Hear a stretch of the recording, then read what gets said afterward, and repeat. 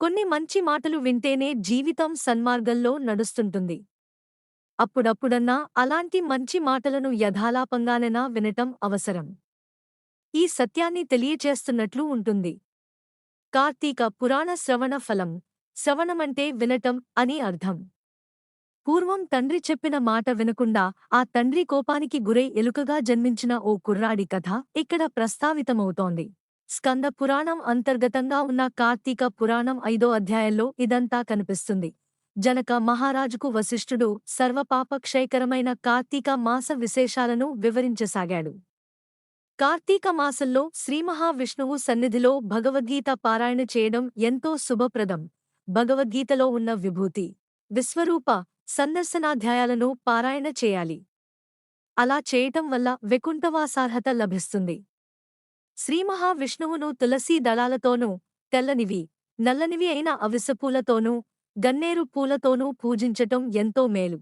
ఈ మాసంలో హరి సన్నిధిలో కార్తీక పురాణంలోని ఒక శ్లోకాన్ని విన్నా లేదా ఒక శ్లోక పదాన్ని చెప్పినా, విన్నా కర్మ బంధ విముక్తి లభిస్తుంది.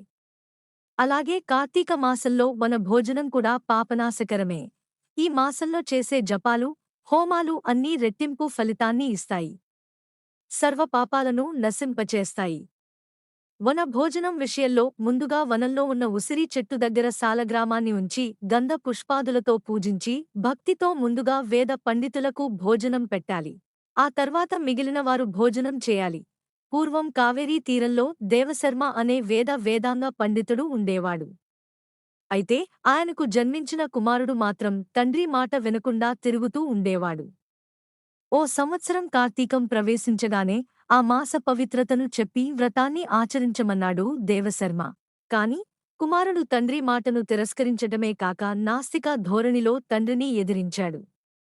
దాంతో తండ్రికి కోపం మితిమీరి ఎలుకగా పుట్టమని శపించాడు.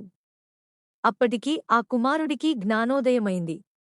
తప్పు క్షమించమని తండ్రి కాళ్లమీద పడ్డాడు. తండ్రి కరుణించి ఎప్పుడు కార్తీక పురాణాన్ని వింటావో అప్పుడు పాప విమోచనం కలుగుతుందని చెప్పాడు. ఆ తర్వాత కొద్ది సమయానికే దేవశర్మ కుమారుడు ఎలుకగా మారి సమీప అరణ్యంలో ఉన్న ఓ చెట్టు తొర్రలో నివసించసాగాడు. ఇంతలో ఓ రోజున విశ్వామిత్రుడు తన శిష్యులతో కలిసి ఆ పరిసరంలో ఉన్న కావేరీ నదిలో స్నానమాడటానికి వచ్చాడు. ఆ తర్వాత ఎలుక ఉన్న చెట్టు దగ్గరకొచ్చి తన శిష్యులతో కార్తీక మహాత్మ్యాన్ని చెప్పటానికి హరి పూజకు సంసిద్ధుడయ్యాడు. ఇంతలో ఓ దారి దోపిడీ వేటగాడు అక్కడున్నది సామాన్య మునులనుకుని వారిని బాధించి వారి దగ్గరున్న వస్తువులను తీసుకెళ్లటానికి వచ్చాడు.